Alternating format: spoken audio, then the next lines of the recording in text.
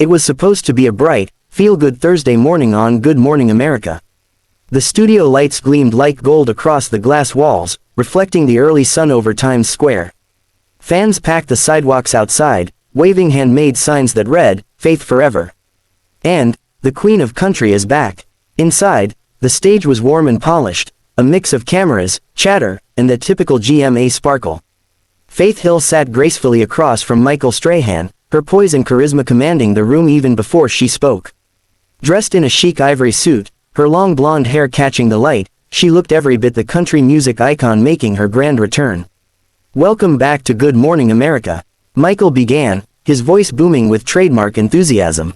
"We've got a special guest today, a legend of country music, the incomparable Faith Hill." Applause erupted. Faith smiled modestly, giving a small wave to the studio audience. "Thank y'all for having me," she said warmly, her Mississippi accent rolling like sweet honey.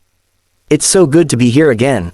Michael grinned. "Faith, you've done it all. 5 Grammys, multi-platinum records, movies, tours with your husband Tim McGraw, and now you're back with your first solo album in nearly a decade. Roots and Reckoning is what everyone's talking about. Tell us, what inspired it?" Faith's eyes softened, her tone genuine. "This record came from a very personal place. I took time off to focus on family, to live, and to grow. And when I came back to music, I wanted to write something raw. Something real. It's about going back to my roots, the storytelling that made me fall in love with country music in the first place." The audience applauded again, clearly captivated. Everything felt perfect, the comeback, the charm, the connection. But then, the energy in the room shifted. Michael chuckled lightly, flipping through his cue cards. "Now, Faith, before we go further, there's a particular song that's got people talking." He glanced up with a teasing grin. "It's called, Whiskey and Wounds. Beautiful song, but, some of those lyrics are spicy." Faith tilted her head, her smile guarded. "Oh, how so?" Michael laughed. "Well, you sing about a man who trades vows for applause, and fans online are wondering, is that about anyone we know? Maybe a certain country superstar who shares your home?" A ripple of nervous laughter moved through the audience. Faith blinked, momentarily frozen. Her eyes flicked toward Michael, then to the camera. The smile on her lips didn't reach her eyes. "I didn't realize songwriting had become a crime scene," she said softly, her tone sharp beneath the sugar. Michael chuckled again, trying to play it off. "Hey, I'm just asking what the fans want to know." Faith leaned forward slightly, her expression poised but cool. "Michael, you've been in the public eye long enough to know that fans want to know everything, even things that aren't their business." The laughter in the audience died. The energy that had once been light turned dense, uncomfortable. "Of course," Michael said quickly, "I didn't mean any disrespect. I was just curious about the story behind the song." Faith gave a small, tight smile. "The story behind the song is about heartbreak, not headlines. It's about pain, forgiveness, and moving forward, things we all face. That's the beauty of country music, it tells everyone's truth." For a few seconds, the tension eased. But then Michael, perhaps trying to recover the segment with humor, added with a grin, "So you're saying it's not about Tim?" The audience gasped lightly. Faith's lips parted in disbelief, her tone rising just a notch. "Did you really just ask me that on live television?" Michael blinked, still smiling, but the charm was fading. "I mean, come on, Faith, people are curious. You've been this golden couple for decades." Faith interrupted, her voice now firm and unwavering. "Michael, my marriage isn't tabloid fodder. It's my life, and I think it's a little insulting to sit here and have a song that means something to me reduced to gossip." A few claps sounded from the audience, hesitant but supportive. Michael adjusted his mic, trying to stay composed. "Hey, I get it. We're just having a little fun." Faith's eyes narrowed slightly. "Fun?" She leaned forward. "There's a difference between fun and disrespect. I came here to talk about my music, not to defend my marriage on breakfast television." The silence that followed was deafening. The floor producer in the booth gestured wildly to cut to commercial, but they still had 10 seconds of live airtime. Faith, visibly collecting herself, took a deep breath. Then, with remarkable calm, she unhooked her microphone, placed it gently on the coffee table, and stood. "Thank you, Michael," she said curtly. "I think I've said all I need to." The studio erupted in gasps as she walked off the set, heels clicking sharply on the polished floor. Michael froze, his smile collapsing into confusion. We'll be right back after this break, he muttered awkwardly. The camera cut to a commercial for oatmeal, but the room buzzed with shock. Crew members exchanged wide-eyed glances. No one could believe what they had just seen. Faith Hill, one of the most composed women in show business, had just walked off live TV. And the morning had only just begun.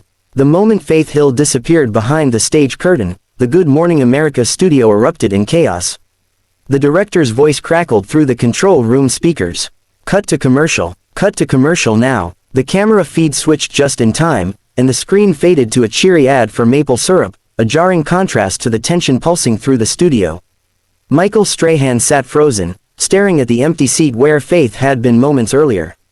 The sparkle of his signature grin was gone.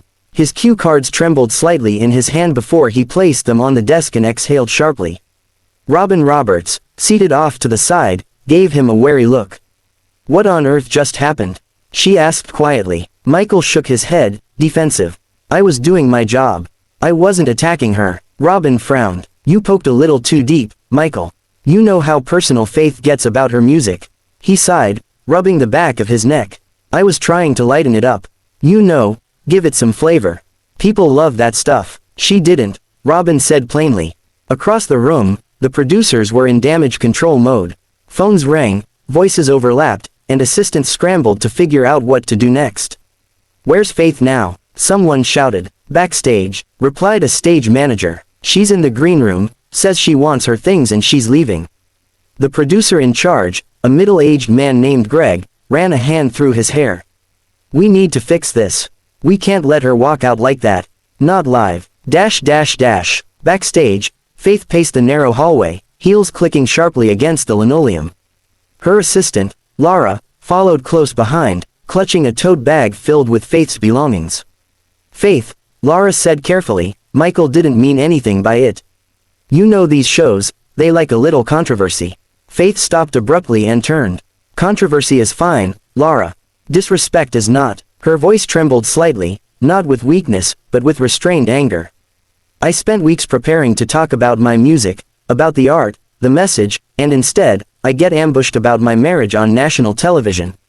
Laura sighed softly. "I know, but if you walk out, that's all they'll talk about." Faith shook her head, eyes flashing.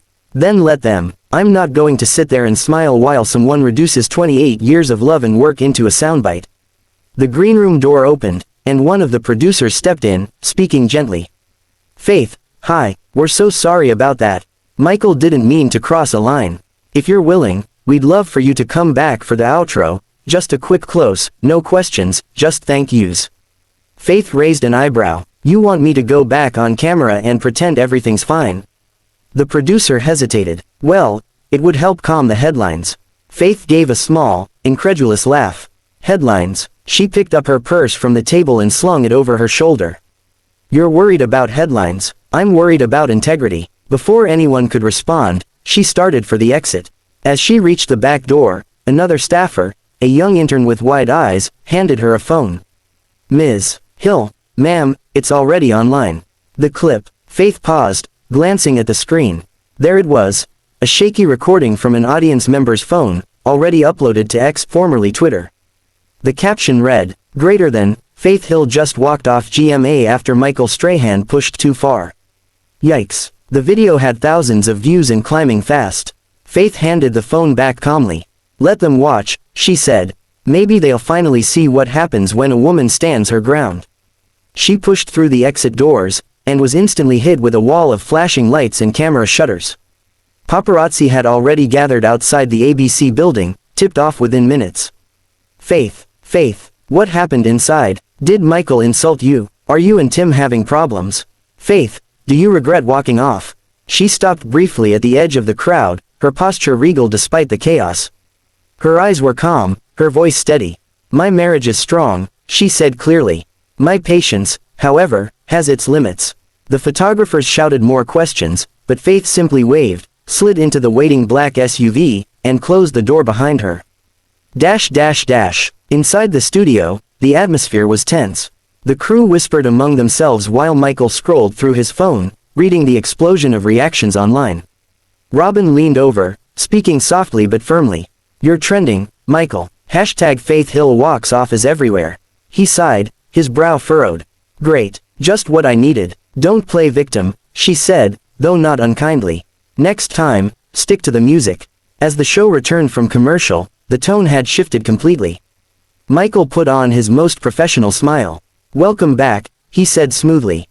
We had a wonderful, and spirited, chat with Faith Hill this morning. Her new album Roots and Reckoning is available everywhere.